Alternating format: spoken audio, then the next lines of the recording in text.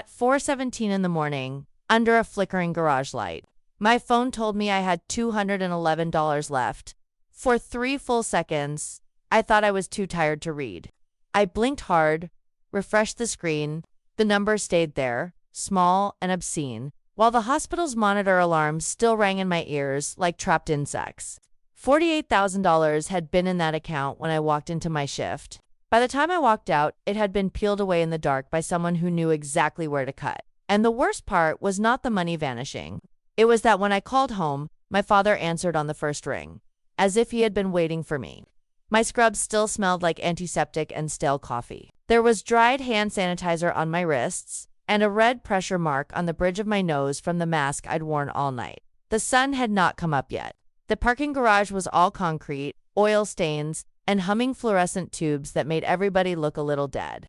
I had been awake for nearly 22 hours, and the world had that thin, unreal look it gets when your body is running on alarms instead of sleep. I should have driven home first. I should have slept for an hour.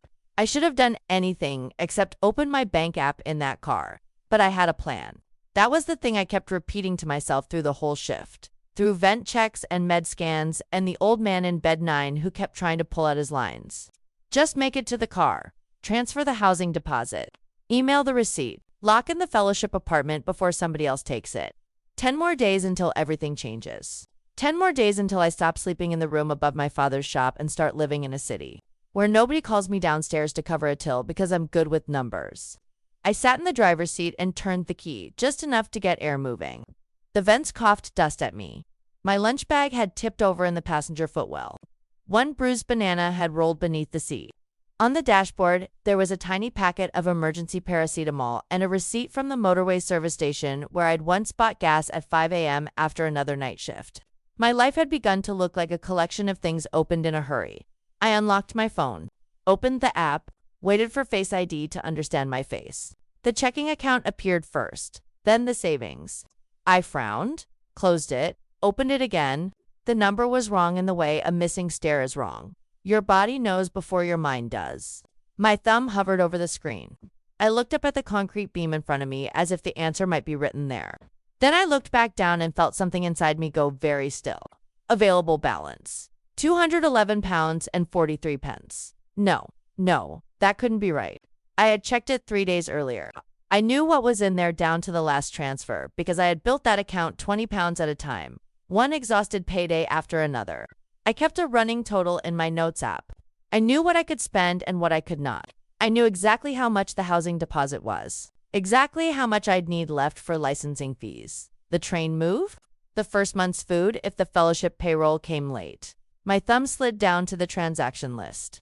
There they were. One withdrawal, then another, then another. Amounts big enough to make my pulse jump.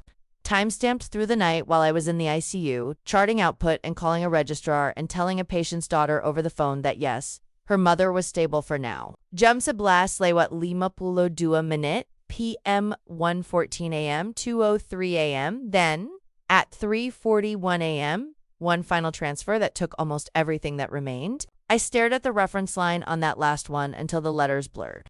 I checked for fraud alerts. None. Checked my text messages. One bank notification sat there like a knife laid neatly on a table. Transfer completed. I clicked into details, read them. Read them again. The account number was partially hidden, but not enough to help internal transfer first. Then external, authorized, processed. My mouth had gone dry. I tried to think in order, call the bank, freeze the account, check for card theft, change passwords, but my hand didn't move toward those things. It moved to my contacts and pressed home. Because before I did anything official, before I let the word fraud become real, I needed one person in my corner. Or maybe I needed permission to panic. I don't know. Exhaustion makes old instincts feel like logic. The line rang once. My father answered with a scrape in his throat, already awake, not groggy, not confused. In the background, I heard the familiar sounds of the flat beginning before dawn. A kettle lid rattling. Cupboard wood. Somewhere farther off, the low metallic thud of the shop shutter being tested from inside. Bubba, what is it? I swallowed. My savings account? A pause. Tiny. Not surprised. Just impatient. I've just checked it and nearly all the money is gone. There are transfers from overnight, and I need that money today for the fellowship deposit. So can you just, he exhaled into the phone, annoyed at my tone before I had even finished the sentence. Stop being selfish, he said, flat, tired, as if I had interrupted him over something petty. You have plenty of money. For a second I thought I had misheard him. The garage hummed around me, somewhere on the level above. Tires screeched briefly, then faded. My fingers tightened so hard around the phone that my knuckles hurt. What? You heard me. His voice was calm in the way that meant danger in our house. Calm meant the verdict had already been decided, and any emotion after that would only count against me. Baba, 48,000 pounds is missing. It is not missing. Those 4 words landed harder than if he'd shouted. I sat up straighter. Every bit of fatigue fell away, replaced by a cold alertness that felt almost medical. Assess, prioritize, find the bleed. But this wasn't a crashing patient. This was my father speaking as if the problem was my reaction, not the empty account. What do you mean it's not missing? A cup touched a saucer on his end. Tiny domestic sounds. Morning beginning as usual. I mean, he said, stop talking like a spoiled child in a parking lot. Come home and we'll discuss it properly. We'll discuss it properly. Not what happened. Not who touched the money. Not don't worry. It's a mistake. He said it the way he'd say, we need to discuss stock losses or a supplier invoice. Managed, contained, already categorized. My heart began to pound now, hard enough that I could feel it in my throat. Who took it? He did not answer that. He let the silence sit there between us, thick and deliberate. Then he said, your brother needed help. The words should have exploded something in me. Instead, they froze me. A sick, familiar freeze. The old training kicking in before thought could catch up. Don't make this bigger. Don't embarrass the family. Don't become the kind of daughter who counts too loudly. I looked back at the app, at the tiny balance, at the list of transactions marching down the screen like they had every right to be there. Needed help. For a moment, shame arrived before anger. Shame that my first instinct had been to think thief, not emergency.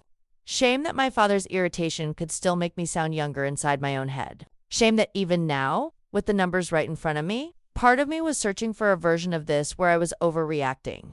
Then another thought cut through it. He knew before I called. I could hear it now in his first breath, in the way he had answered too quickly, in the fact that he hadn't asked which account, how much, whether I was sure. He had not sounded shocked. He had sounded inconvenienced. The fluorescent light above my car buzzed once, then steadied.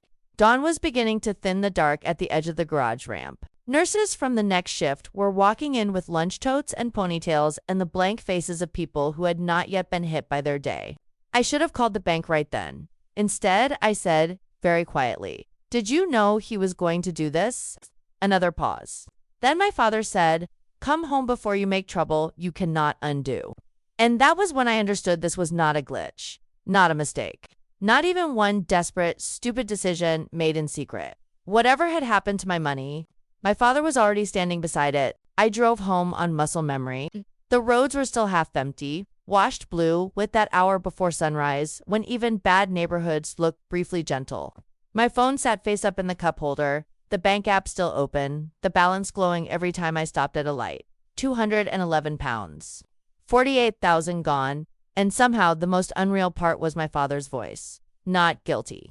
Not defensive. Annoyed. By the time I pulled up behind the shop, the shutters were already half-freezed. That made my stomach drop all over again. He had known I was coming.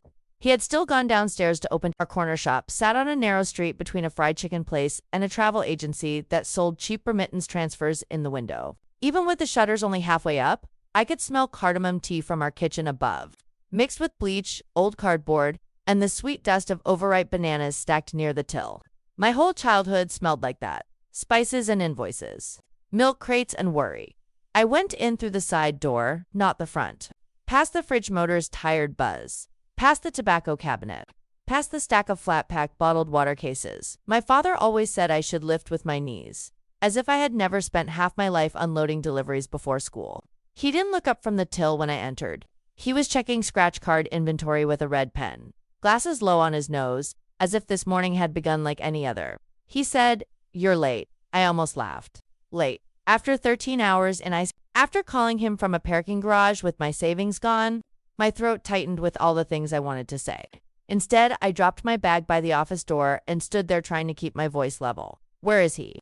My father put one scratch card booklet on top of another, straightened the pile, still didn't meet my eyes. Upstairs sleeping, wake him. He was up all night. The words hit me like a slap for reasons that had nothing to do with sleep. I had been up all night too. I had spent my night compressing a man's chest while his wife cried into a paper gown sleeve. I had spent my night apologizing to families for delays I didn't cause. But in our house, exhaustion only counted when it belonged to somebody else. I took the back stairs 2 at a time. They were steep and badly lit, with a handrail polished smooth by years of palms. Halfway up was the storeroom landing, the little square space between shop and flat where we kept extra rice sacks, paper towels, Ramadan dates when they came in bulk, and Christmas chocolate tins in November. I stopped there without meaning to. Maybe because my body knew this place before my mind did. There was still an old folding chair in the corner. I used to sit there and do homework while my father shouted stock orders downstairs, maths worksheets on top of detergent boxes, biology notes balanced against cartons of tinned tomatoes. When I was 16, he opened my first savings account at the bank and brought the paperwork back in a blue plastic folder.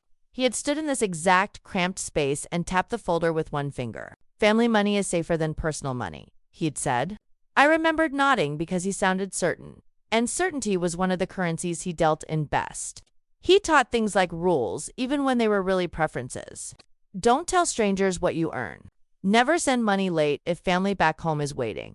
If one person climbs, the rope belongs to everyone. Family money is safer than personal money. At 16, that sounded wise. At 29, with my account gutted, it sounded like the first lie I had been trained to repeat as gratitude. I climbed the rest of the stairs and stepped into the flat. The hallway radiator was too hot. Somebody had left yesterday's post on the shoe cabinet, along with a cracked bottle of paracetamol and my grandmother's prayer beads. From the kitchen came the sound of a spoon knocking a mug. The ordinary domestic sounds made the whole thing worse. It is hard to fit theft into a room where someone is buttering toast. My savings had never looked dramatic from the outside. No windfall, no rich aunt, no lucky stock tip. Just years of refusing small comforts until the total finally looked like freedom.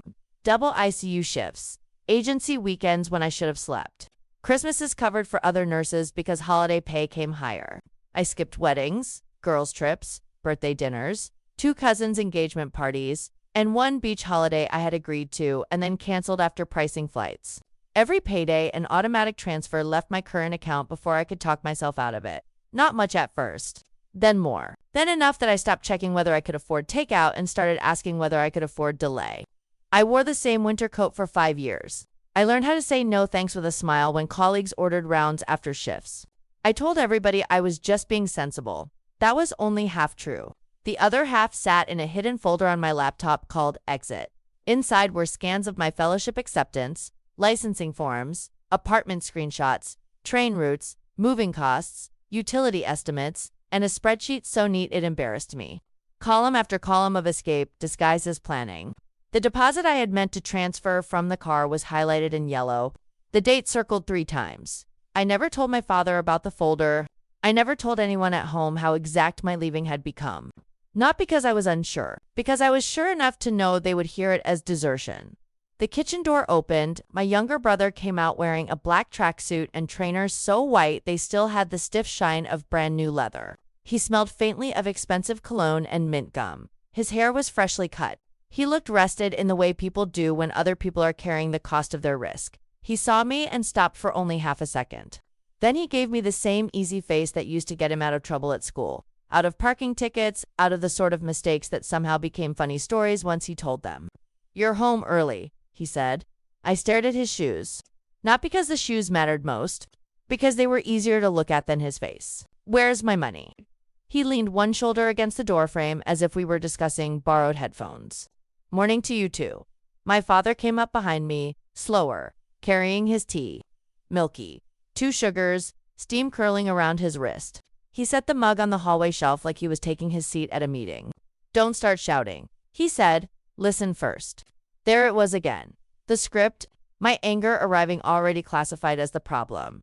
My brother spread his hands. I was going to explain, he said it lightly, but his eyes flicked to our father before they came back to me. Quick, automatic. A habit of checking who had the room. I noticed then the watch on his wrist. New too, not luxury, but not cheap. Beneath his confidence, there was a current I recognized from years of living with him. The buzz he got when he had bet on something and hadn't yet had to count the damage.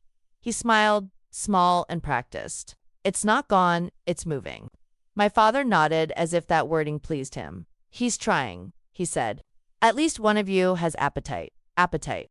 That was what he called my brother's chaos when he wanted to admire it. Risk-taking when it was him. Careless when it was anybody else. I had spent years being praised with words that sounded good until you noticed what they asked of me. Steady, reliable, sensible. The daughter who never missed a payment. The one who could be counted on for what was never fully said. My father lifted his tea and finally looked straight at me. You, he said, are too cautious. You think money should sleep in an account while life passes. I felt heat rise into my face. Not because I believed him. Because some humiliating, childish part of me still reacted to his approval and disapproval like weather. Because even now, with my future suddenly hanging over a hole in my account, there was a piece of me listening for whether I could still become the good daughter if I had just handled this properly. But the folder on my laptop flashed through my mind. Exit. The yellow highlighted deposit. The apartment I had already pictured. The life I had only allowed myself to imagine in private. This was not spare money. This was the first thing I had ever built that was meant only to carry me out. I followed them into the kitchen because that was where verdicts happened. Not in living rooms, not behind closed doors. At the kitchen table, under the humming strip light, with the sugar jar open and yesterday's post pushed to one side. That was my father's court. The place where bills were sorted, remittance slips were counted, and every family problem was translated into numbers he could control. Even now, with my account emptied, he moved with the calm of a man arranging chairs before a hearing. My grandmother sat near the window in her cardigan, prayer beads sliding through her fingers, not speaking. A pan of semolina porridge cooled on the stove. 2 mugs of tea were already poured. My father took his usual seat at the head of the table. My brother dropped into the chair opposite me and crossed one ankle over his knee. Those new white trainers flashing under the table every time he moved. I stayed standing. Sit, my father said. I'll stand. His jaw shifted once. Don't perform. That nearly broke my control. Perform as if I had brought drama into a room that had not stolen 48,000 pounds from me while I was working. But I sat because old reflexes are ugly things. Because some part of me still believed I might get more truth if I sounded respectful. Because I needed the money back more than I needed the satisfaction of slamming my palm on the table. I put my phone between us, screen lit with the transaction list. Tell me exactly what happened. My brother looked at the screen, then at my father, then back at me. His expression was careful now. Not apologetic, managed. It was temporary. There it was. The word people use when they need you to ignore the damage because the future sounds cleaner. Temporary. How I had to bridge something. I laughed once, sharp and disbelieving. Bridge what? A shortfall? He said it like I should know what that meant. Like money moves itself around every day and I was being provincial by objecting. My father stirred sugar into his tea with slow scraping circles. He has an opportunity, he said. Bigger than wages, bigger than this shop. Not everyone wants to spend their life taking instructions. The insult landed where he meant it to. Neat, familiar. I looked at my brother. What shortfall? He leaned forward now, elbows on the table, suddenly eager in the way he got when he thought his own story was impressive. An investor was ready to release capital by noon today. But I had to show liquidity first. Just temporarily. Proof of funds. Once his transfer clears, yours goes straight back. I stared at him. Noon today. He had taken 48,000 pounds while I was at work because someone might maybe send him money by lunch. Without asking me, you were on shift. Yes, I said. I was on shift in intensive care, earning the money you stole. My grandmother clicked her beads faster. My father set his spoon down. Watch your mouth. I turned to him. He emptied my savings account. It is not empty. I pushed the phone closer. There are 211 pounds left. My brother held up a hand, already irritated by my inability to admire his risk. Because it moved. That's what I'm saying. Money has to move to make money. I looked at those clean trainers again, the watch, the expensive gum smell, little signs of somebody who liked the performance of success more than the discipline behind it. Reverse it. His eyes flicked away. It doesn't work like that. Make it work. I can't just hit undo. My father's voice came in before I could answer. Smooth, judicial, enough. You are speaking as if a stranger robbed you. This is your brother. That sentence did something awful inside me. Not because it comforted me, Because it was meant to. Blood is explanation. Family is solvent, strong enough to dissolve consent. My brother, I said carefully, had no right to take money from my account. My father sat back, family loan. I felt my body go cold. Loan, I repeated. A loan requires asking. He asked me. The room seemed to tighten around that. I looked from one man to the other. My brother did not look ashamed. My father did not look cornered. They looked inconvenienced, that I was slow to understand the arrangement. I heard my own voice come out flatter than I expected. It was my savings. My father gave a short laugh through his nose, the kind he used when he thought I was pretending not to know the rules. Your savings, he said, then louder, in front of my grandmother, in front of my brother, making the humiliation public and therefore official. Your savings. In this house, nobody spoke. The strip light buzzed overhead. A spoon slipped in the sink and clinked against ceramic. Downstairs, faint through the floorboards. I heard the ding of the shop door opening for the first customer of the day. I wanted to say yes. Mine. Mine because I worked for it. Mine because every transfer came from shifts that left grooves in my face from masks and shoes. Mine because I had built it in secret precisely because I knew this moment would come. Instead, for 1 second, I felt 12 years old. Felt the old confusion flood back. How quickly ownership blurred in our home if somebody older spoke confidently enough. My body knew this script. First the claim, then the correction. Then the shame for having imagined anything was only mine. My brother leaned in, sensing weakness. You're acting like this is permanent. The investor funds hit today, latest tomorrow morning, then everyone's happy. Who is the investor? He hesitated. Tiny, there and gone. A guy you don't know him. Apparently I know him well enough to finance him. His jaw tightened. Why are you making me sound stupid? I don't need to make you sound anything. Show me the agreement. Show me the transfer chain. Show me where my money went. He drummed his fingers on the table. Too fast. My father answered for him. You have no business talking to him like an auditor. No business. I could hear my own voice rising now. That money was for my fellowship deposit. My father waved that away with the back of his fingers. Deposits can wait. No, they can't. They can if family needs you first. There it was. The true sentence hidden beneath all the others. Not an emergency, not a misunderstanding. An order of value, him, then my brother, then the shop, then everyone else. My future somewhere after that, if there was enough left. I looked at my brother again. Transfer it back now. He exhaled hard and finally dropped a performance. I told you, I can't. Why not? Because I already knew. I just needed him to say it. He looked at the tabletop when he answered, because it's already gone into the business account. Silence hit the room. Not his account. Not sitting there ready to bounce back. Already moved onward. Absorbed somewhere else. Processed. Layered. Harder to trace. Harder to pull back. What business account? He named a company I had never heard of. Something sleek and stupid. One of those names with group at the end to make it sound substantial.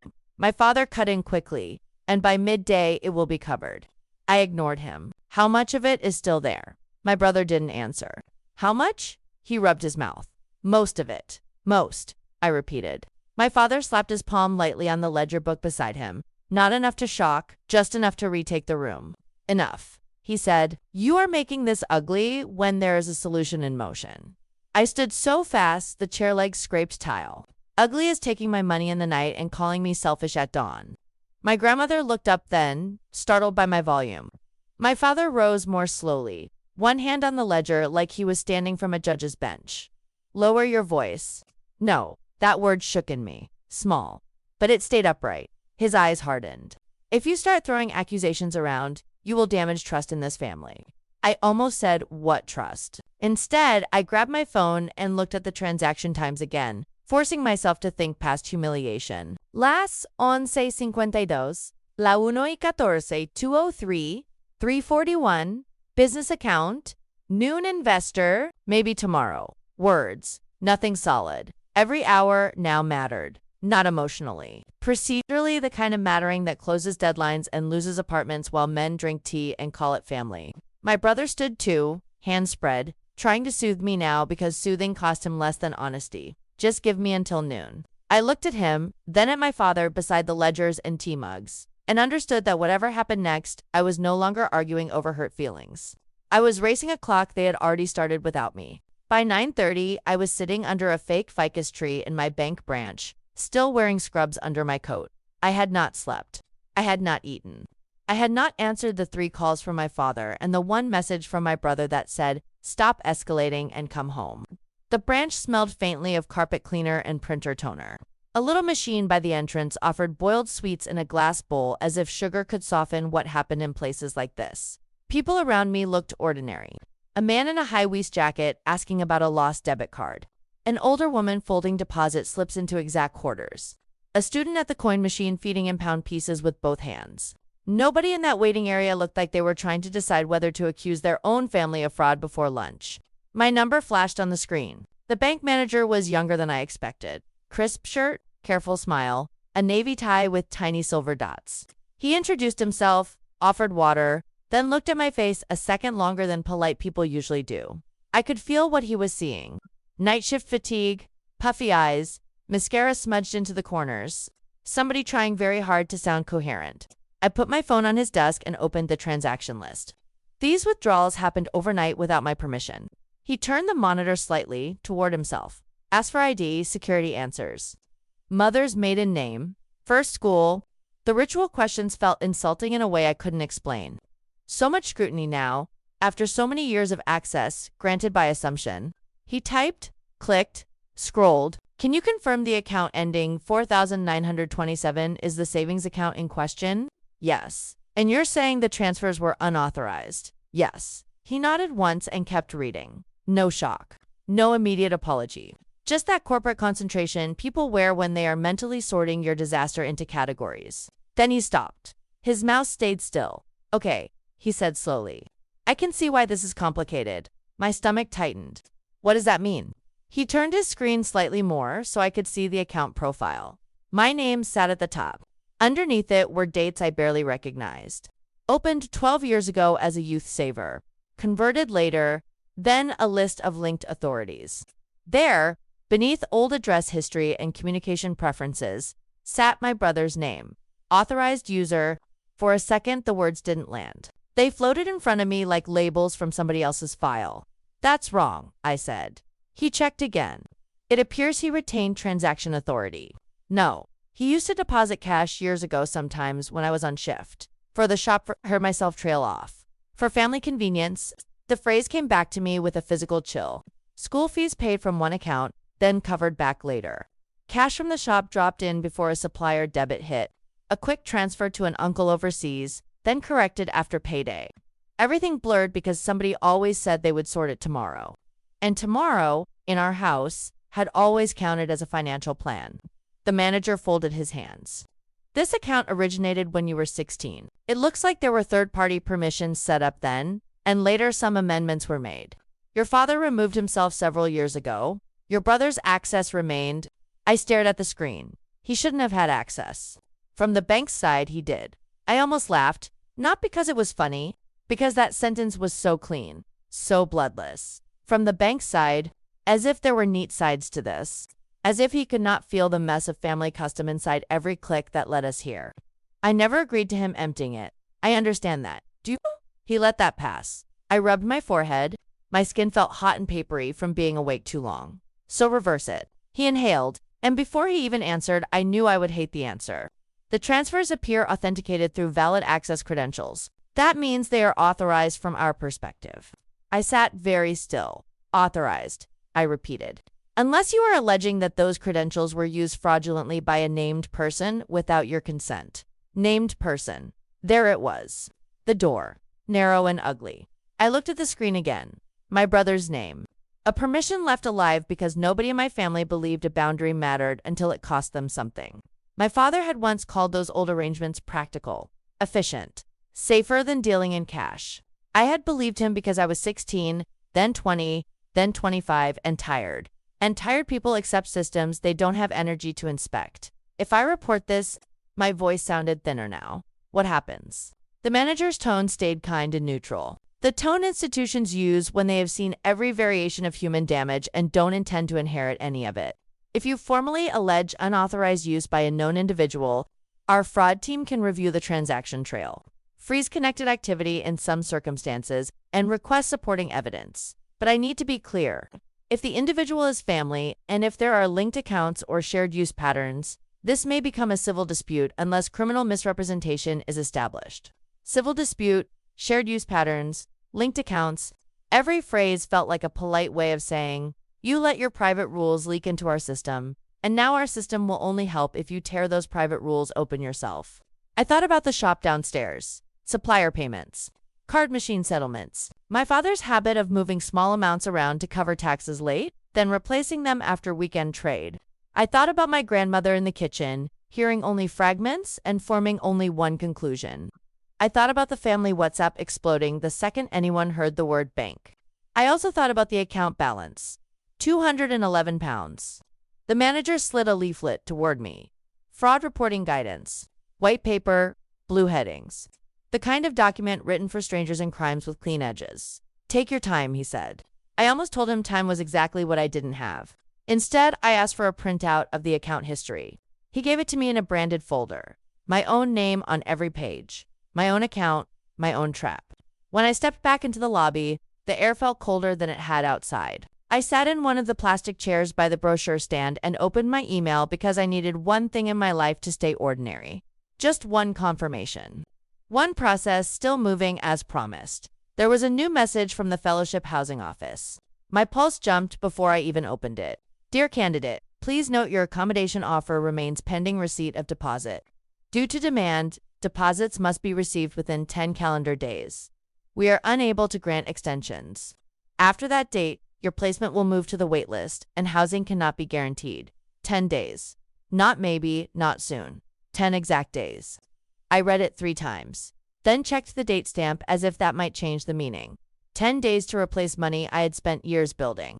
10 days to keep the placement practical, affordable, real. Without housing, the licensing move became shaky.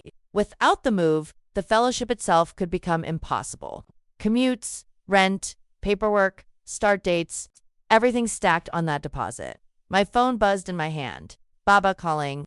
Then another message from him. Do not make outsiders part of family business. A second later, one from my brother. Investor money lands by tomorrow. Relax, relax. I looked up at the glossy posters on the bank wall, smiling couples. Mortgage advice. Children's savings accounts with cartoon rockets on them. Future language, safe language. Everywhere I looked, the world assumed money in your name belonged to you unless you had personally signed it away. I had not signed it away all at once. That was the trick. I had surrendered it in tiny, obedient pieces. By not asking questions. By leaving old access in place. By believing trust counted as protection. By mistaking family habits for harmless clutter instead of structure. A receptionist called somebody else's number. A printer started worry behind the counter. Somewhere outside, a bus sighed at the curb and pulled away. I stared at the email again. 10 days. The morning had started as outrage. A violation I could still almost imagine talking through if somebody showed remorse. Sitting there in that bank lobby, with the account printout warming in my hands and the deadline glaring from my screen, it changed shape. I was not just trying to prove they had wronged me. I was trying to beat a clock. They had already used my own name to start. I did not file the fraud report that morning.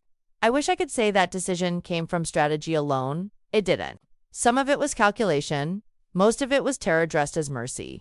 Once I named them formally, I could not take it back. Bank review. Questions. Account tracing. Maybe the shop dragged into it. Maybe my grandmother hearing words like misrepresentation and fraud from a stranger behind a desk. Maybe my father looking at me like I had done the unforgivable thing and meaning it forever. So I went home with the account printout in my bag and a compromise already writing itself in my head. If I could turn this into paper before it became police, maybe I could still save the money and keep the damage inside the family. That sentence sounds foolish to me now. At the time, it felt mature, measured. Exactly the kind of thing a dependable daughter should attempt before she burned the house down. I found my brother in the shop's back office just after noon. He was sitting on the little swivel chair by the desk, 1 foot bouncing, phone in hand. Around him were cigarette cartons, utility bills pinned with a bulldog clip, and a wall calendar still showing last month because my father never remembered to turn it. The office was barely bigger than a pantry.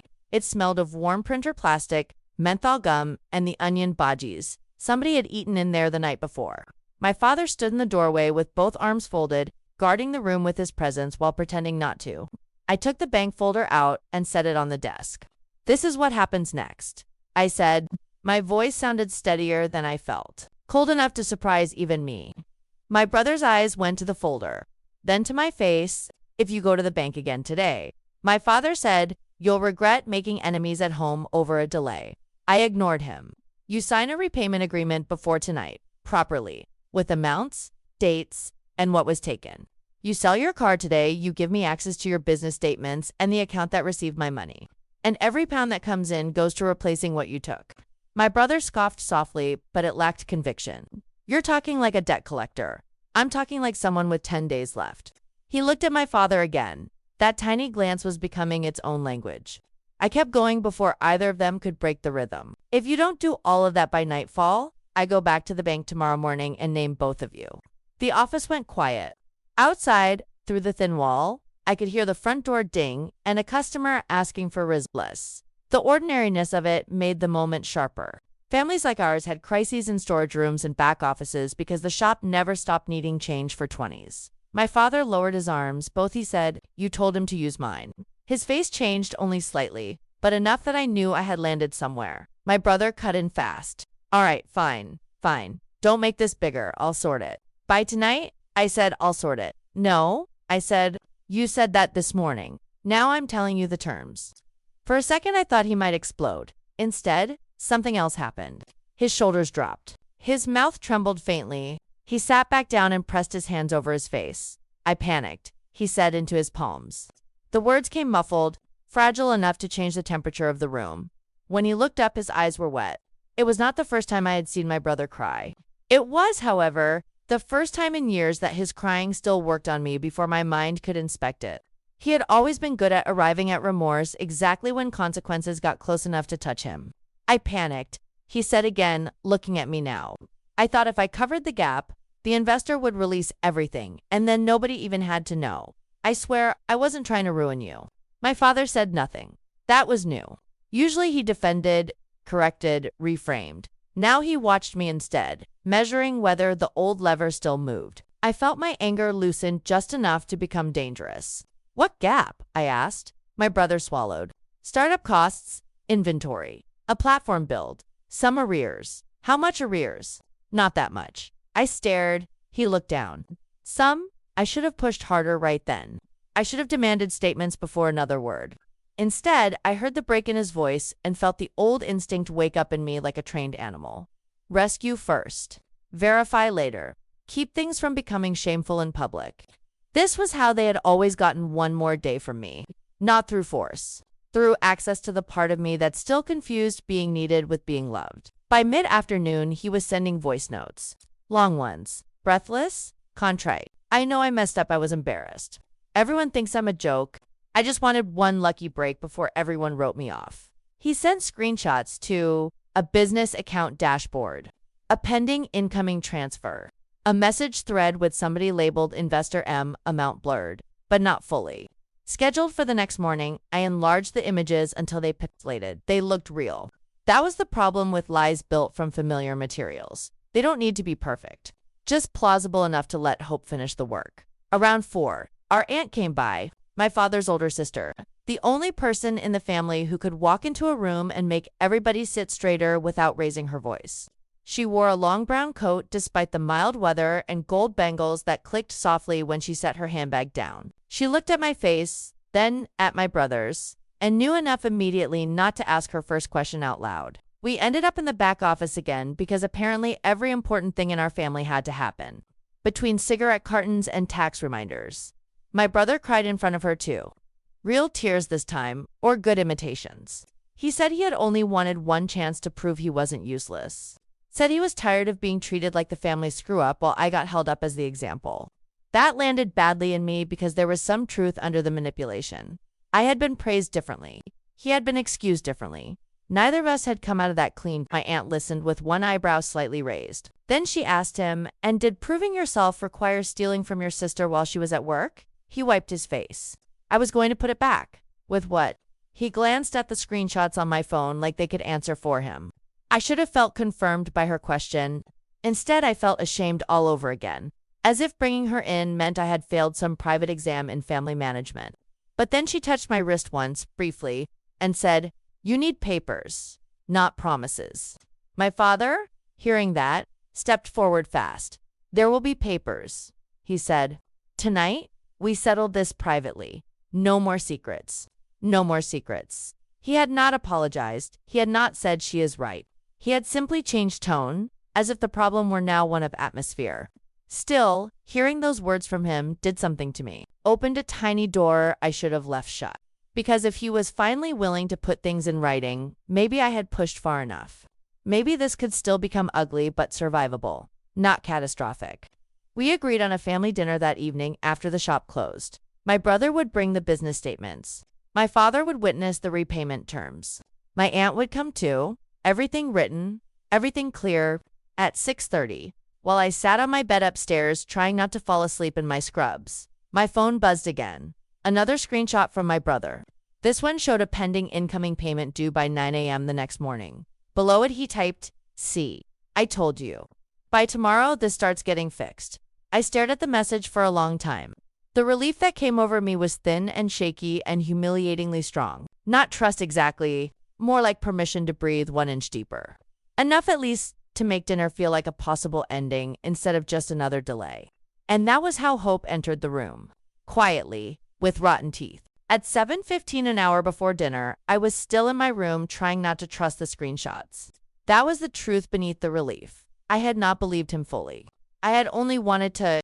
My body was wrecked from the shift. My head ached behind my eyes, and every time I closed them, I saw the account balance and my father's face refusing surprise. Downstairs, I could hear the shop shutter finally coming down for the night, the metal rattle carrying up through the floorboards. Home closing. Family gathering. Private resolution waiting downstairs like a script I was supposed to step back into. My phone was on the bed beside me, screen dark. I picked it up again and opened the screenshot my brother had sent. The pending payment, the blurred sender, the smug little C.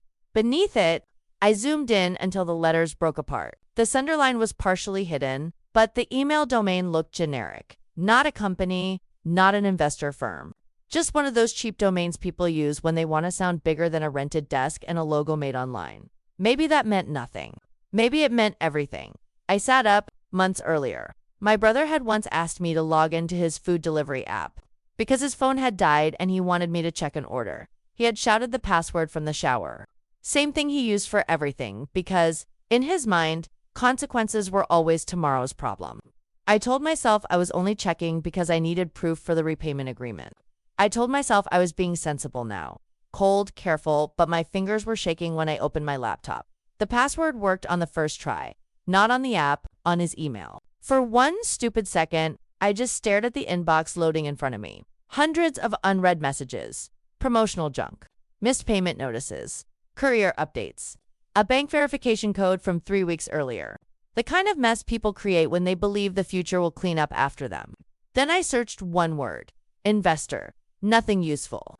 I searched the company name he had given me that morning. A few registration emails.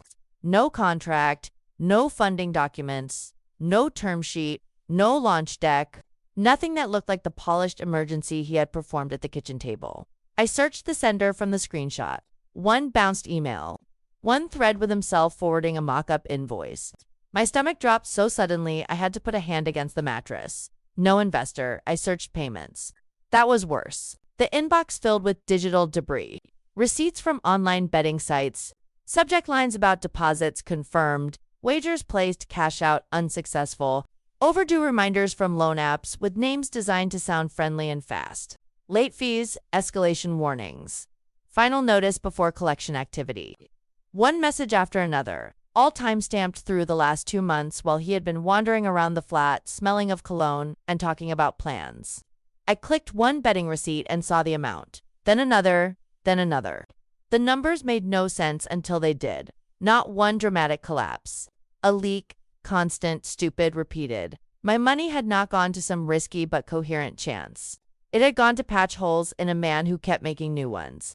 I kept digging. A transfer confirmation showed part of the money moving from the account that received mine into a tax payment portal. I clicked through the thread attached to it. HMRC arrears. Shop that overdue. Penalty risk if not cleared by weekend. I read the amount twice. A chunk of my savings had gone to settle my father's tax arrears. For a moment, I could not feel my hands. The room narrowed. The radiator hissed beside the window. Outside, somebody on the street laughed too loudly and kept walking. Life continued with that obscene steadiness it has when yours has just split open. I scrolled farther down into a message chain between my brother and my father. No dramatic language, no confession, just the casual shorthand of people discussing a practical fix during business hours. Sent between stock orders and a message about replacing the card machine paper roll. That was somehow the most sickening part. Theft folded into errands. My future reduced to logistics. Need $12K by Friday or they're on me again. My brother had written 3 days earlier. Then later, tax people called. My father's reply came at 10:11 a.m. Yes. Handle your side. I will handle shop side. Then, 30 minutes after that, another one. Use hers. She shout. Then calm down. I stopped breathing for a second. I read it again. Use hers. She shout. Then calm down. Not maybe she can help. Not ask her. Not we're in trouble. A forecast. A strategy. He knew the pattern because he had built it. Knew exactly how my anger worked, how guilt would rush in behind it, how long he had to wait before I began negotiating against myself. My chest hurt. Actual pain, sharp and hot. I clicked other threads because some stubborn, masochistic part of me still wanted one innocent explanation to survive. There wasn't one. Just more proof. A lender threatening default. My brother asking a friend if he could borrow against a family account for 24 hours. My father replying to a supplier while, in the next email, forwarding the tax balance due. Mundane mess everywhere. No launch, no business rescue. No investor waiting by noon. The screenshots he sent me that afternoon had been bait, maybe fabricated, maybe pulled from somewhere unrelated. It didn't matter now.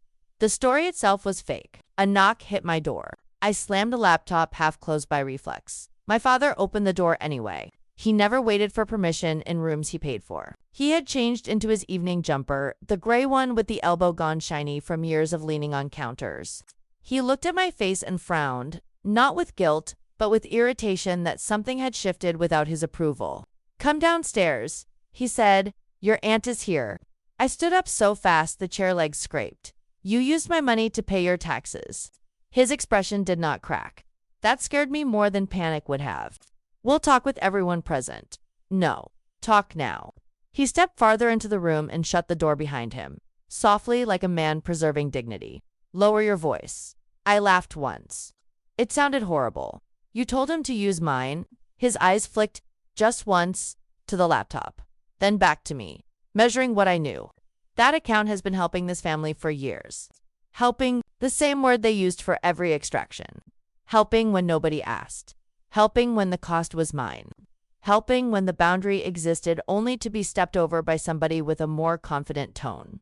There was no investor, I said. There was gambling, loan apps, and your tax arrears. He was silent for half a beat too long. Then he said the thing I think finally broke whatever was left of my confusion. You speak as if your brother is a criminal. He made mistakes. And you plan to cover them with me. His mouth hardened. I plan to keep this family standing by stealing from me. He gave a small, disgusted shake of the head, as if my language were the injury here. Always so dramatic. This is why I told you to calm down. Then I heard it, not in the sentence, in the structure. The title line from that morning turned over in my mind and showed its underside. Stop being selfish. You have plenty of money. It had not been temper, not irritation in the moment. It was positioning. Get me on defense early. Make me feel greedy before facts arrive. Shrink the theft by enlarging my supposed coldness. He had not been dismissing my pain. He had been managing me. Downstairs, plates touched the table. My aunt's bracelets clicked softly. A chair moved across tile. Dinner waiting. Witnesses waiting. A private repair they had already poisoned. I looked at my father standing in my doorway, and the betrayal widened so fast it felt physical. This was no longer my brother making one desperate, stupid grab while my father tried to smooth it over. They were a unit. One taking, one authorizing, one spending, one predicting when I would stop resisting. And the worst wound was not even the money. It was that he had been right before. I had shouted. I had almost calmed down.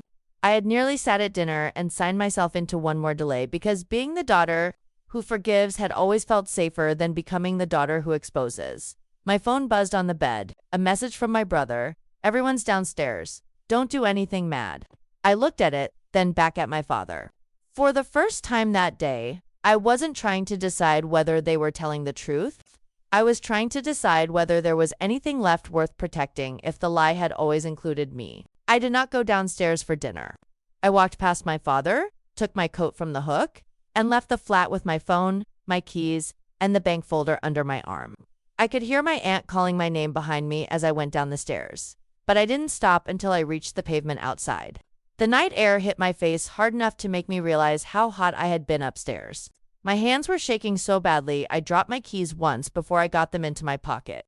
I stood beside the shuttered shop and tried to decide what counted as the next irreversible thing. Report them tonight. Sleep first and do it in the morning. Call the fellowship office and beg for mercy. Sell something, borrow, run. The options moved around in my head without settling.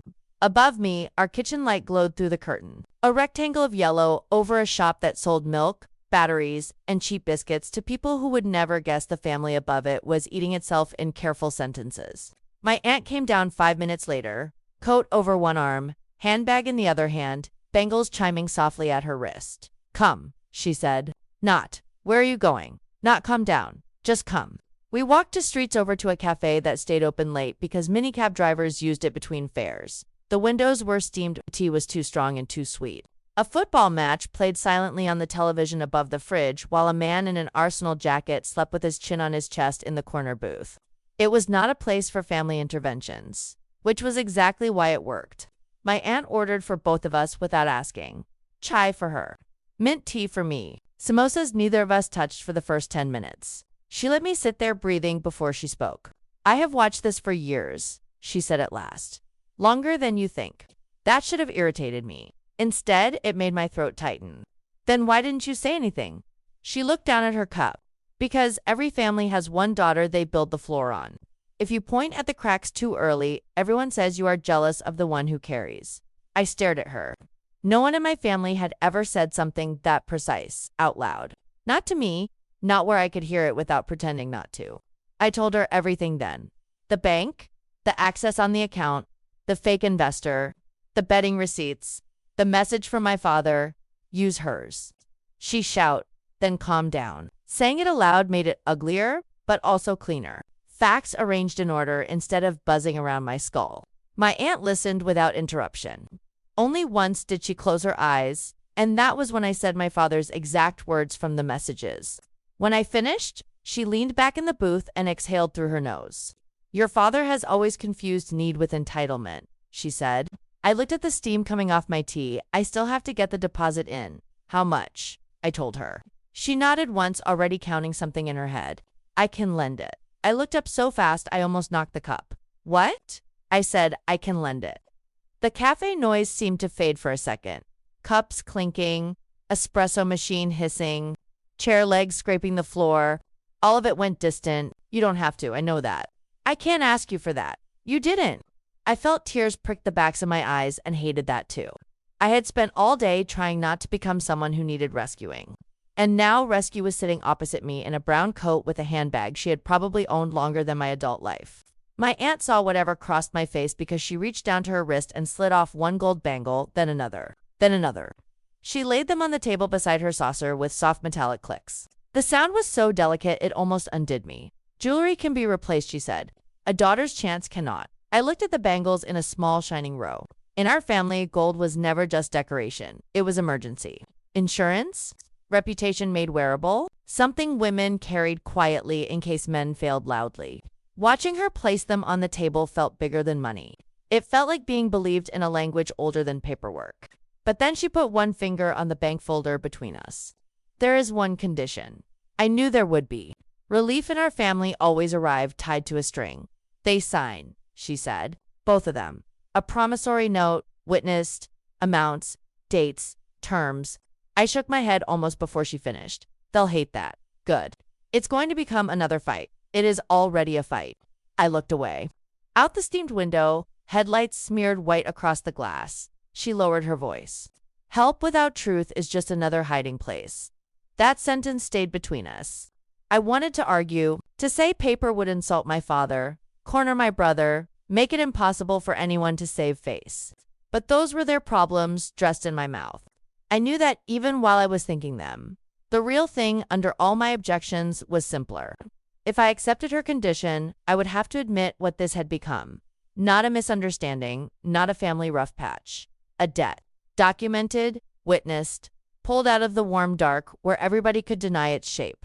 My aunt took a sip of chai and said, more gently, "You cannot heal this by becoming useful again." I looked down at my hands. The skin around my knuckles was dry from hospital soap. There was still a faint adhesive mark on my wrist from a glove cuff. Useful had been my only reliable identity for so long that I didn't know what I sounded like without it. "What if they refuse?" I asked. "Then you have your answer." That was the terrible mercy of it. We went back just after 10. The flat smelled of fried onions, cardamom, and tension gone cold. Plates had been laid out, rice drying slightly at the edges. Lamb stew skinning over in the serving dish. My grandmother had gone to bed. My father and brother were still at the table, speaking too quietly. They both looked up when we entered. My aunt did not sit immediately. She placed her handbag on the sideboard, unlatched it, and took out a lined notepad, reading glasses, and a pen. The room changed. My father's smile arrived first, thin and diplomatic. "Sister," he said, "we are family. Why this formality?" "Because family is why," she said. My brother looked exhausted now, or wanted to. I stayed standing by the doorway until my aunt nodded me toward a chair. She sat beside me, not across. An arrangement that made me feel steadier than I wanted them to know. She wrote the amount at the top of the page. Her handwriting was neat and old-fashioned, every loop deliberate. Then she wrote my brother's name, my father's, the repayment obligation, the acknowledgement that funds taken from my savings account would be restored. Interim deadline, full schedule. Witness line, my father watched the pen move. I said, "We'll sort it," he murmured. My aunt didn't look up, "Then sign it." Silence stretched, then my brother gave a little defeated shrug. "Fine." He tried to make it sound easy, but I saw the muscle jump in his jaw. My father looked at me, and for one strange second, his face softened into something almost paternal. "Or maybe I only wanted it to. If this gets you there," he said, "we'll manage." Gets you there, not an apology. Not an apology, not I was wrong, but close enough to comfort that old reflex in me. Close enough to let me imagine, against my own evidence, that maybe paper and witnesses could create a bridge back to something livable. My brother nodded too quickly. "Tomorrow, money comes in." This is just to calm everything down. Calm everything down. Another phrase meant to make me responsible for the room. Still, they were agreeing. They were not storming out. They were not calling me disloyal. My aunt sat beside me like a wall that did not move. The promissory note lay on the table under the kitchen light, more solid than all the voice notes and screenshots and speeches. For a few fragile hours, that was enough. Enough to let me believe I might keep the fellowship, and some surviving version of my family with it. The pen never touched the paper. My father's phone buzzed on the table, then buzzed again. My brother's followed a second later, then mine. A quick, ugly chorus of notifications filling the kitchen before anyone had signed a thing. I looked down, family group chat, then another one. Then a cousin's group I had muted months earlier. The preview lines alone made my skin go cold. These children forget where they come from. Education has made some daughters very proud. Imagine threatening your own brother with police over family need. I lifted my eyes to my father. He did not look surprised. He picked up his phone, glanced at the screen, and gave the smallest sigh as if inconvenienced by how fast news traveled. That was when I knew he had already moved the fight. While we were sitting there pretending paper might save us, he had gone outside the room and told the story first. My aunt set her pen down very carefully. "Who have you called?" she asked. My father spread one hand. People ask questions when there is shouting. I opened the group chat, voice notes, paragraphs, prayer hands, moral speeches from relatives who had not visited in years but suddenly had strong opinions on obedience. One uncle in Birmingham saying daughters who earn too much start thinking they are white. A cousin's wife I'd met twice posting, "Some girls forget parents struggle so they can study." Another aunt writing, "In our time we did not put money above blood." No one asked what happened to my money. No one asked whether I had been told, whether I had consented, whether my fellowship deposit was due. The facts had already been smothered under the familiar corpse of a better story. Ungrateful daughter, struggling family, temporary loan, threat of prison. My brother looked at his lap and said nothing. Cowardice can be quiet as furniture. I scrolled farther. Someone had typed, if she wants independence, let her also carry the shame. Another message arrived while I watched. Girls who live at home should not speak like landlords. My chest started to tighten in that old, humiliating way. Not panic exactly. Something older. Childhood fear with an adult vocabulary. The terror of being recast morally before you had finished saying what happened. In our community, there were things worse than being wronged. Being seen to have chosen yourself wrongly was one of them. My father leaned back in his chair, fingers linked over his stomach, and finally spoke. I told them only what was necessary. I laughed because, if I hadn't, I might have thrown the phone. You told them I threatened prison. You did. I threatened consequences for your brother, for theft. His mouth hardened at that word again. Theft offended him less as an act than as a label. My aunt stood, the chair leg scraped sharply against the tile. That sound cut through the room harder than shouting would have. This is finished, she said. My head turned to her so fast I felt the muscle pull in my neck. What? She looked at the unsigned note on the table, then at my father. I will not witness lies in a poisoned room. My father scoffed softly.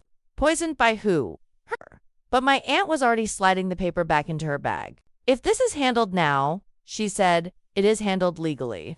Not with me sitting here while you campaign. Something in me dropped. No witness meant no note. No note meant no bridge. The little structure I had been building all evening out of signatures and deadlines and formal language collapsed in one motion of her hand. I can still sign, my brother said quickly. We can still sign. My aunt looked at him with open contempt for the first time that day. After your father has run to every phone in the family, so tomorrow half of them can say they watched your sister extort you. No. That word sat heavily in the room. No. The one I was still learning how to say. The one she seemed able to place without apology. My phone kept vibrating in my hand. Another voice note, this one from my father's cousin in Leicester, a woman famous for crying publicly at weddings and funerals alike. I made the mistake of pressing play. Her voice came out loud and wet with pity. My daughter, don't let English thinking destroy your home. Money comes and goes. A brother is forever. One day your father will be gone and you will remember how hard he worked for all of you. Do not shame him in his old age. I stopped it halfway through, English thinking, as if my need for consent had been imported in a suitcase. As if my father's tax arrears and my brother's betting losses were somehow more authentic than my future. I slept badly, phone face down. The unsent fraud report sitting in my notes app like a threat I still wasn't brave enough to become. By morning, the story had widened. You could feel it in the air before you saw anything. The shop carried rumor the way it carried spice and bleach through every box and hinge. My father opened as usual. I came down because staying upstairs would look like guilt and because some irrational part of me still thought presents might keep me from being fully rewritten. The first customer to mention it was Mrs. Begum from 3 doors down. She bought coriander, 2 onions, and a newspaper every morning without fail. She looked at me over the card reader and lowered her voice into that false softness people use when they want credit for their cruelty. I heard there is trouble at home. She said, these things happen when girls become too independent. I said nothing. She patted my wrist. Parents' hearts are delicate. Then she took her change and left. By 11, 3 more people had done versions of the same thing. Not direct enough to be confronted. Just little pricks of community concern. So I hear your brother needed a hand. Hard times for everyone, darling. Don't let outsiders get involved. Your poor father looked very stressed this morning. Pity disguised as gossip. Gossip disguised as advice. Advice disguised as moral judgment. The shop counter became a stage I had not chosen. Behind me, cigarettes, lottery cards, bread racks. In front of me, people who had known me since I was small enough to stand on a milk crate and pass carrier bags across the till. People who had watched me revise in the storeroom and then still somehow found it easier to believe I had become cold than to believe a son could raid his sister's account with his father's blessing. Around noon, my grandmother came downstairs. She almost never did before midday. Her slippers whispered against the floor. Her scarf was tied wrong in a hurry. She looked smaller than usual and more formal, which told me somebody had explained things to her in a way designed to wound. There were 2 customers by the freezer and 1 man waiting to pay for cigarettes when she asked, loud enough for everyone near the till to hear, why are you breaking the house over money? Everything in me went still. Not because I lacked an answer, because I had too many. Because none of them would survive this setting. Not here between the chewing gum display and the bin bags. Not with customers pretending not to listen. Not with my father in the stockroom doorway watching. I looked at her lined face and saw genuine confusion. Hurt, fear fed to her by people she trusted more than me because they sounded calmer. It's not, I began. She lifted one hand. A good daughter does not bring shame for pounds. The man waiting for cigarettes studied the crisp packet display as if his concentration could make him invisible. I felt heat flood my face so fast it made my ears ring. My father came forward then, not to defend me, but to perform restraint. Enough, Ma, he said gently. She is upset. Upset. That was all I had become in his version. Emotional, inflamed, dangerous because I felt too much. Not because they had done too much. My aunt arrived just after that, saw my grandmother by the till and me standing there with my jaw locked, and understood enough immediately to pull me into the back office. She shut the door behind us. The office smelled of cardboard and cold fryer oil from next door. I meant what I said. She told me, I will help you. But not by pretending this can still be repaired privately. I leaned against the filing cabinet because my legs felt hollow.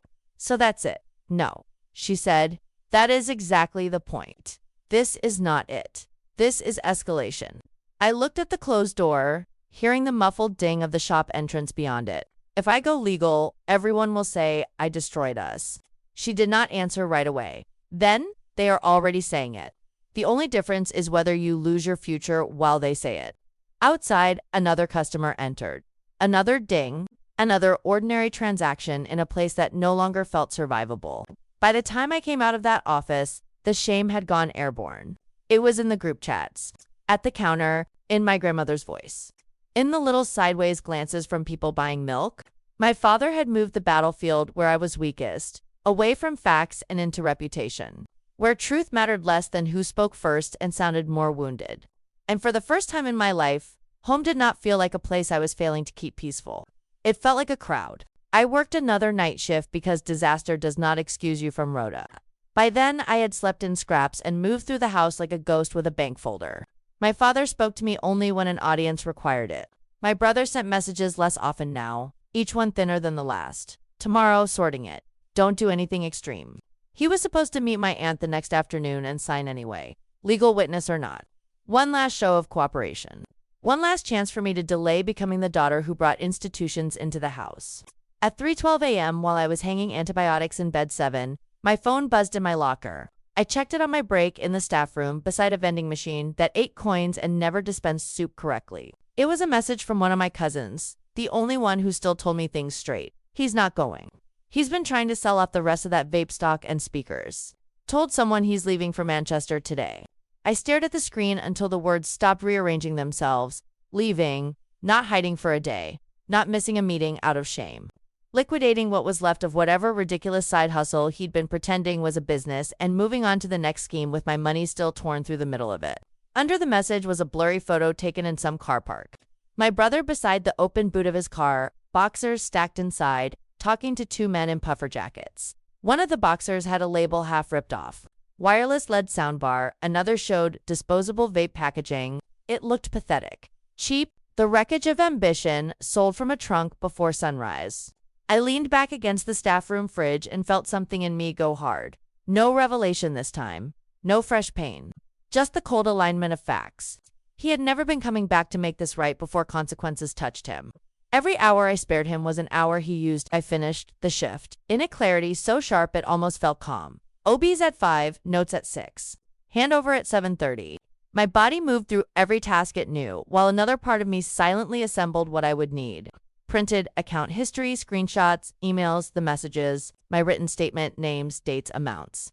At 8:11 a.m., in the hospital changing room, I peeled off my gloves and saw the faint white marks where tape had rubbed my wrist during the night. Thin lines, temporary. A nurse beside me was talking about school drop-off and asking if anyone wanted coffee.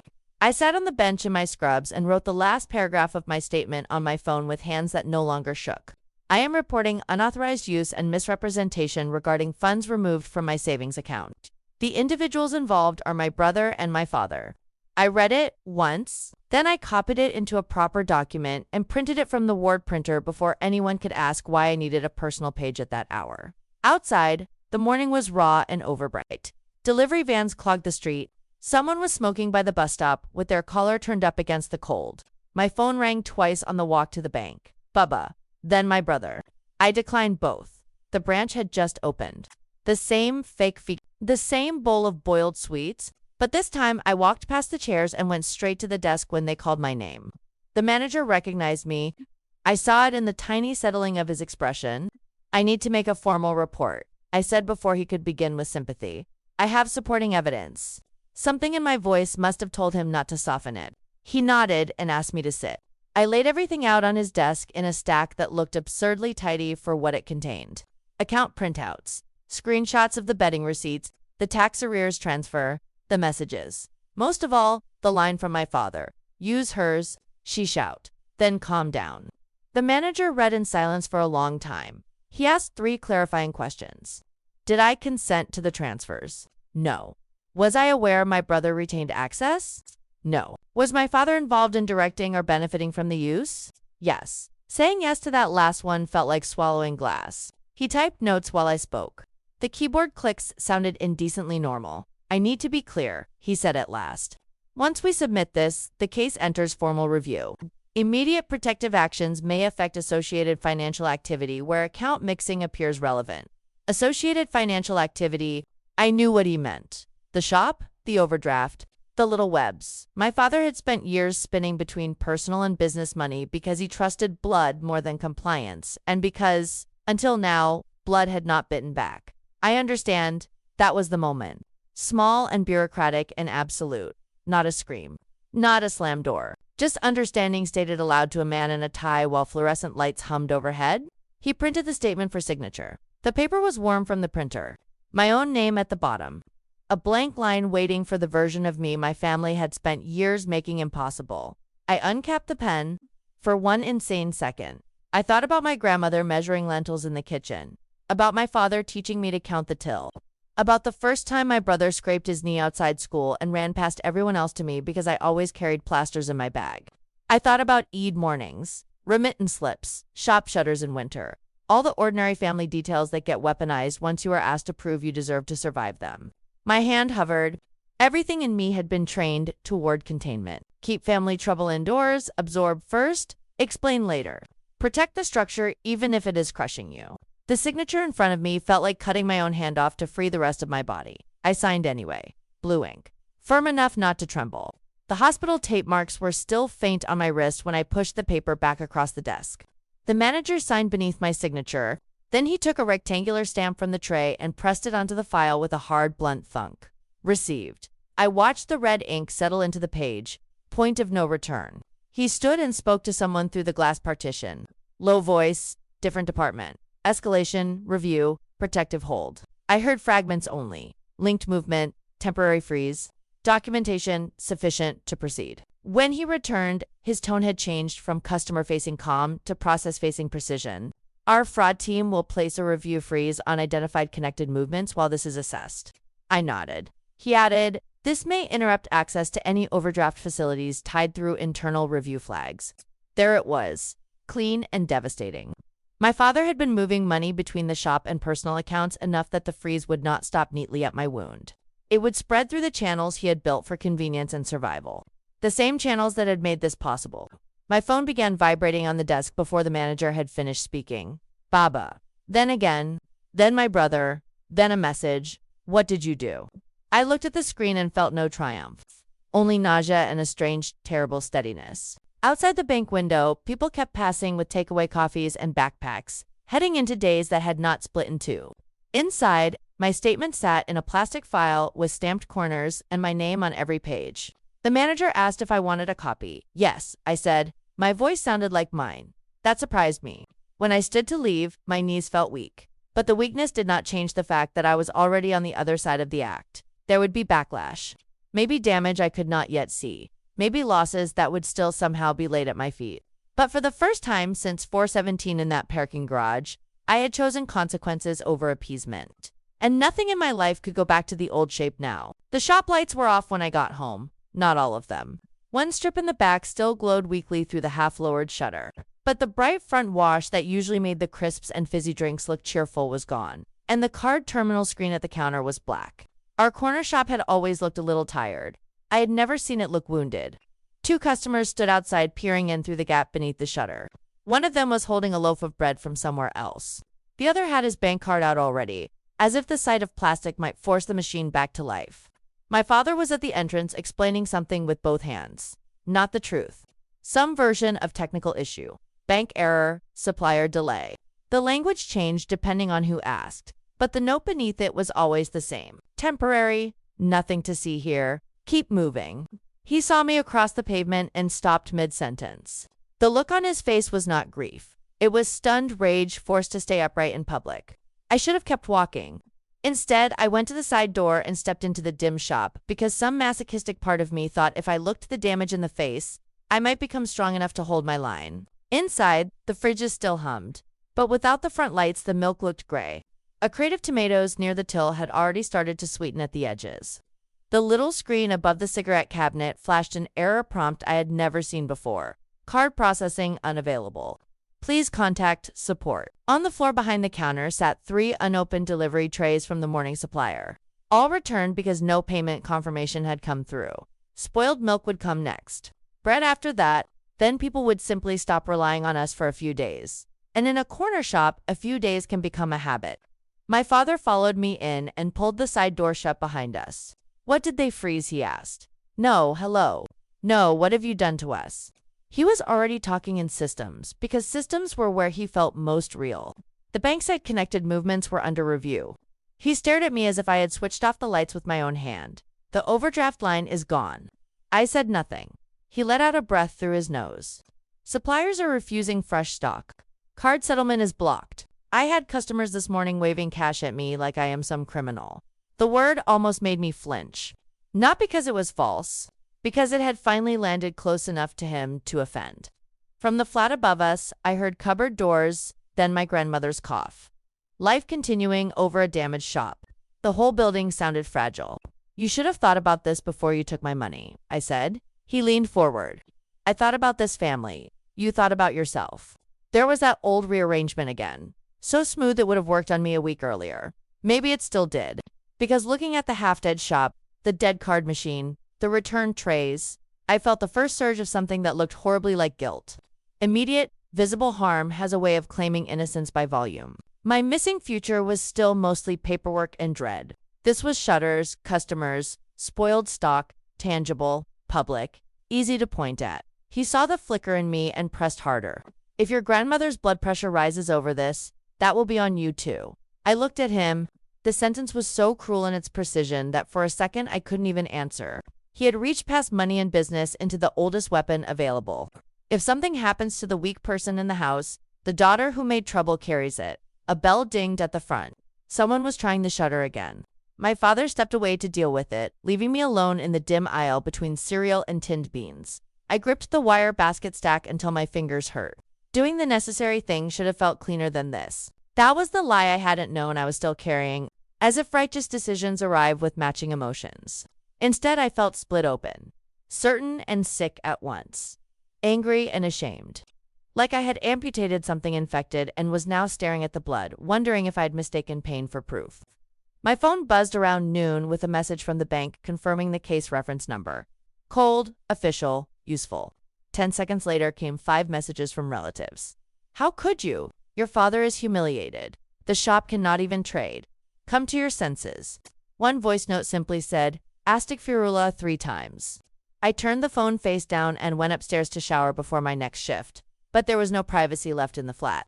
Even silence had become accusatory. The hallway smelled of overboiled tea and menthol rub.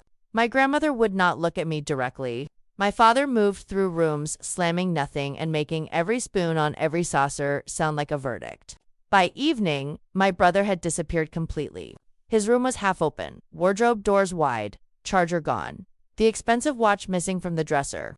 My father called him 10 times and got nothing. That should have given me some savage satisfaction. It didn't. It just enlarged the damage. He had left us all standing in the crater he made, and somehow I was still the blast radius everybody preferred to discuss. 18 hours later, while I was halfway through another shift and trying to calculate whether my aunt's loan plus what little I had left could cover the housing deposit, his message finally came.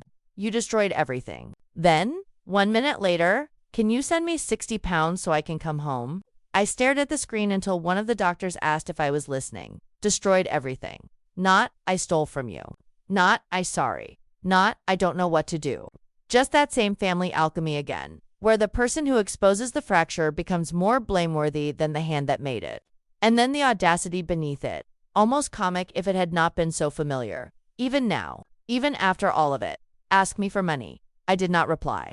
At 5:46 a.m., as the sky outside the ward windows turned from black to dirty blue, my father called. I stepped into the stairwell to answer because I thought maybe, finally, necessity had dragged him somewhere honest. All I heard first was wind and traffic. He was outside the shop. I could picture it immediately. Coat zipped to the chin, one hand around the phone, looking up and down the street to see who might be watching while he said the next thing. Her pressure is high. I closed my eyes. Is she with the doctor? Don't change the subject. There it was. Not concern. Assignment. The nurse came to check. She is upset. She has not slept. Neither had I. But daughters like me are not entered into evidence as bodies, only as functions. If anything happens, he said, remember what you have done. I leaned my head back against the stairwell wall, cold paint, hospital disinfectant, my own pulse loud in my ears. What I had done. Not what he had done. Not what my brother had done. What I had done by refusing to absorb it quietly one more time. Down on the ward, a monitor alarm began its urgent little beeping. Somewhere, a porter laughed, life demanding attention, indifferent to family scripts. I thought of the dead card machine, the returned stock, the milk rang in the fridge, my grandmother's tired face, every visible consequence lined up neatly like witnesses against me, while the original theft remained a line in an account statement and a file in a bank office where no one from my community would ever look. This was the worst backlash yet because it offered no clean villainy, only damage, real damage, damage I could see, damage they could point to. And still, beneath the shame and exhaustion and the old instinct to run back and patch every leaking thing, another fact refused to move. They had counted on this. Counted on the sight of harm making me surrender before the process reached them. When I ended the call, my hand was trembling. But I did not call the bank to withdraw anything. 3 days before my deposit deadline, my aunt told me to come by after my shift. She did not explain over the phone. Just gave me the address and said, not the shop here. Her voice had that firmer edge it got when she had already made a decision and was inviting me into it, not consulting me about it. She lived above a tailor's on a quieter street 2 bus rides away, in a flat that always smelled of starch, ginger, and old paper. Not musty, preserved as if every object in it had been trusted to remain itself. I arrived with my hospital bag biting into my shoulder and exhaustion making the hallway tilt slightly under my feet. She took one look at me, pressed sweet tea into my hands, and told me to sit at the dining table. Then she disappeared into the spare room. I heard cupboard doors, the scrape of something metal being pulled from a shelf. When she came back, she was carrying a dented biscuit tin and a plastic document wallet yellowed at the edges. The biscuit tin had once held Danish butter cookies. It now held the kind of family history people save, because nobody else knows where to put it. She set both on the table between us. What is this? I asked. The part no one said aloud. There are sentences that change the air before they even finish. That was one of them. She opened the wallet first. Insurance letters, copies of forms, old address details from the year my mother died, names in block capitals, numbers typed in faded black. The paper itself looked tired, but precise. I recognized my mother's name halfway down one page and had to put my tea down before I spilled it. I had very few things with her name on them. Memory is unreliable when someone dies early. Faces flatten into photographs. Voices become a texture more than a sound. I was 10 when she died, old enough to feel the tear, too young to understand the paperwork that grows around death like mold in a damp room. My aunt slid one page toward me. It was not a lot, she said. A small insurance payout, enough to help, enough to matter. I looked at the amount, small by adult standards. Now maybe, at 10, to a family above a corner shop, it would have looked huge. Seed money. Possibility money. What does this have to do with my account? She met my eyes. That was the beginning of it. I did not speak when your first savings account was opened. She said, it was opened with part of this. Your mother had said, before she got very bad, that if there was anything left after immediate costs, some should be kept for your training, for your independence. The room went completely still around me. Not because I failed to understand, because I understood too quickly. My father in the storeroom telling me family money is safer than personal money. The account opened at 16. The way everyone spoke about it as practical, shared, sensible. All those years I had imagined I started from zero and built alone, which was partly true. I had built and rebuilt and rebuilt. But the ground under the first layer had not been neutral. It had been my mother's last attempt to reserve something for me. I looked back at the paper, at her name. My aunt kept talking gently, as if she knew I could only absorb this in thin slices. Your father changed the story over time.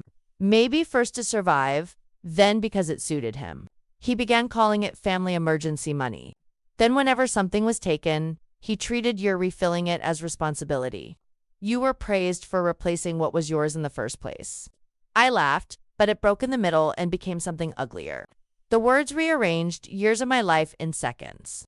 I saw birthday money tucked into that account and later drained for a temporary supplier cover. I saw overtime shifts after my nursing exams because the balance had dipped again and I had blamed adulthood, not extraction. I saw my own pride in being reliable, in never missing a payment, in patching every hole as if competence itself would eventually return the love it demanded. It had not only been theft of funds, it had been theft of meaning. They knew, I asked. My aunt hesitated only once. Your father knew.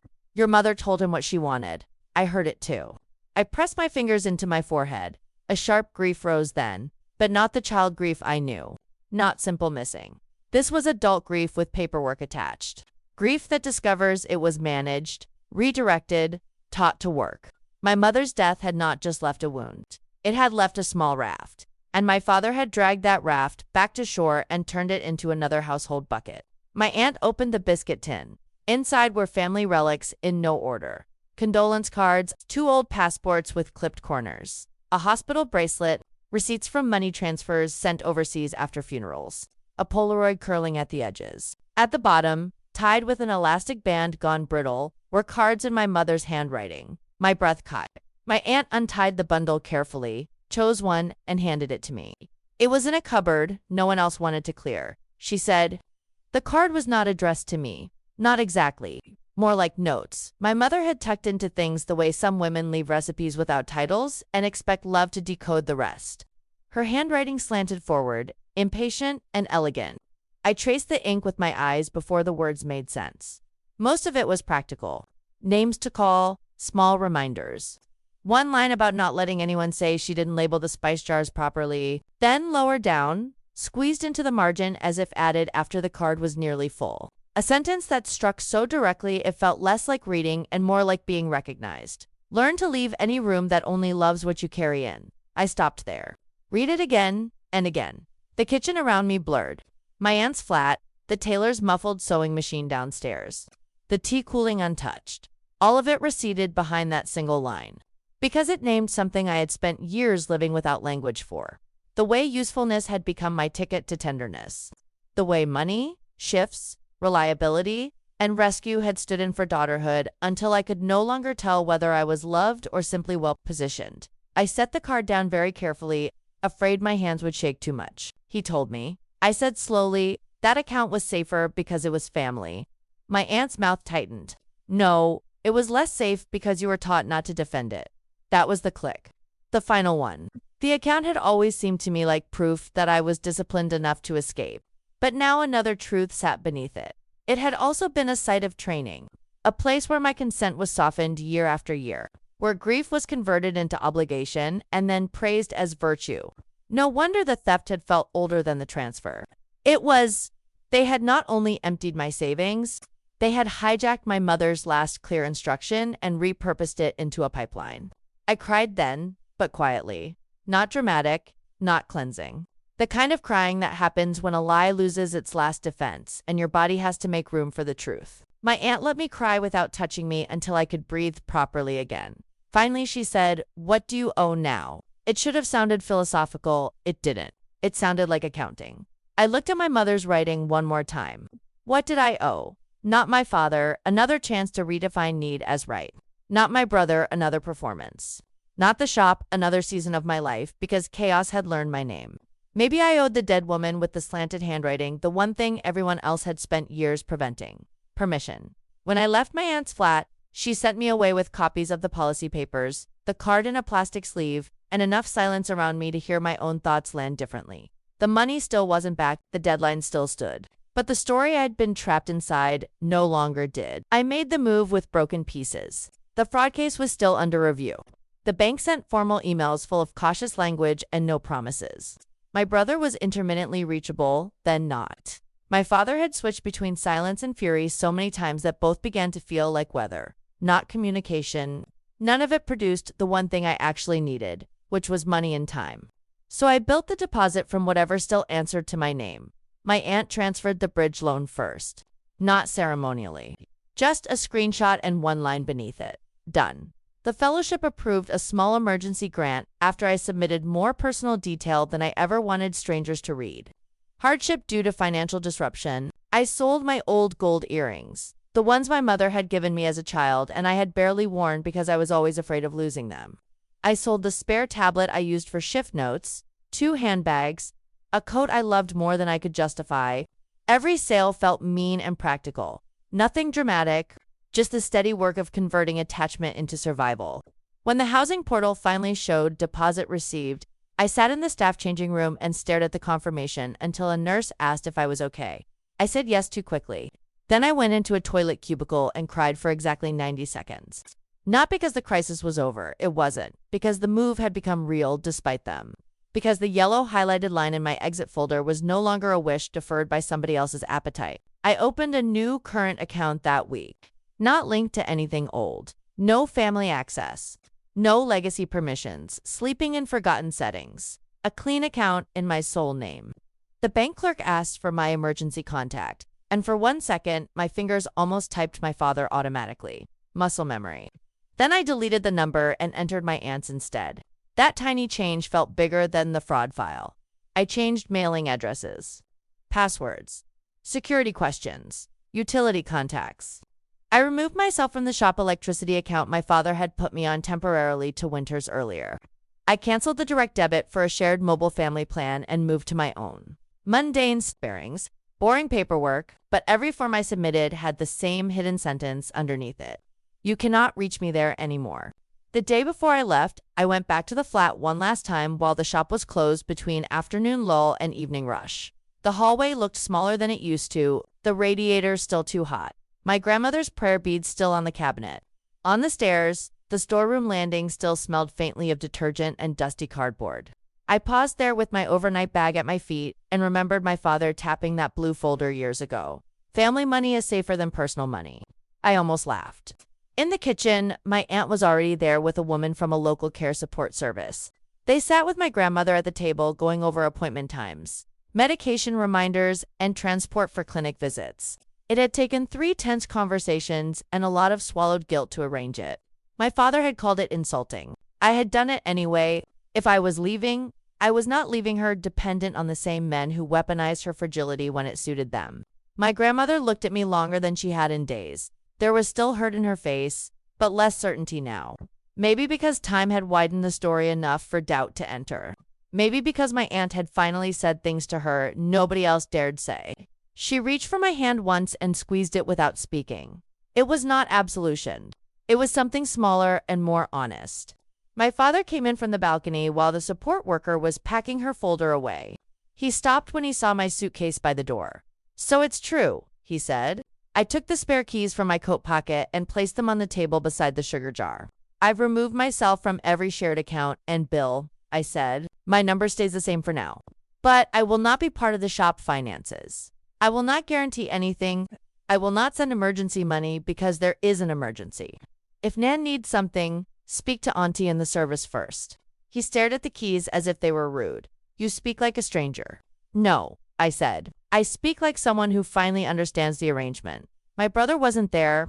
I had half expected him to appear at the last second with some new appeal, some fresh humiliation disguised as brotherhood. Instead, there was only his closed bedroom door and the absence he had been practicing his whole life.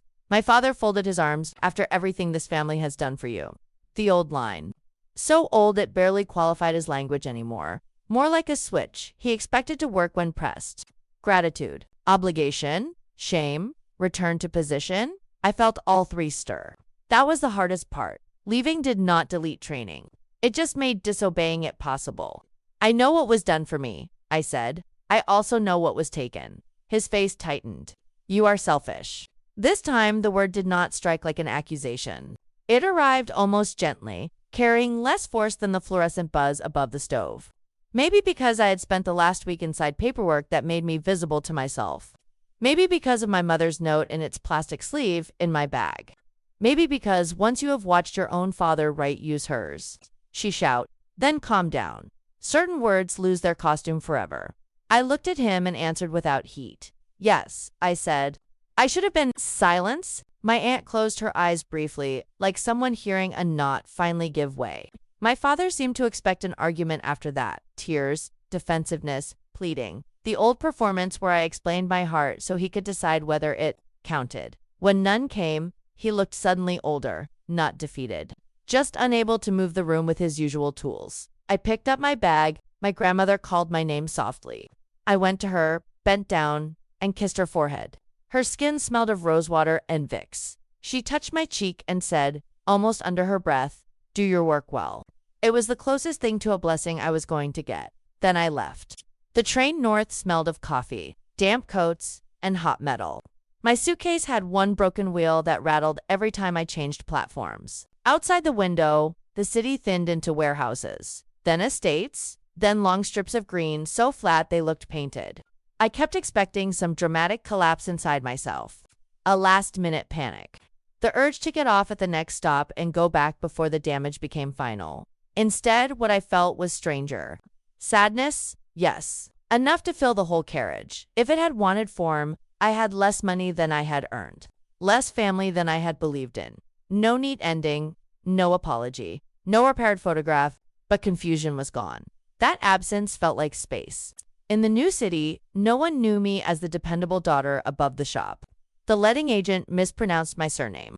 The landlord forgot my face between viewings and key collection. My tiny flat smelled of fresh paint and someone else's old radiator dust. I stood in the empty kitchen with one mug, 2 pans, and a mattress still wrapped in plastic. And for the first time in years, no one downstairs needed me before I had finished unpacking. The fellowship was brutal in its own way. New ward, new systems, longer commutes until I learned the bus routes. I worked, slept, studied, and slowly let my life become legible to me without family commentary attached. The fraud case moved in the background through emails, requests, statements, waiting.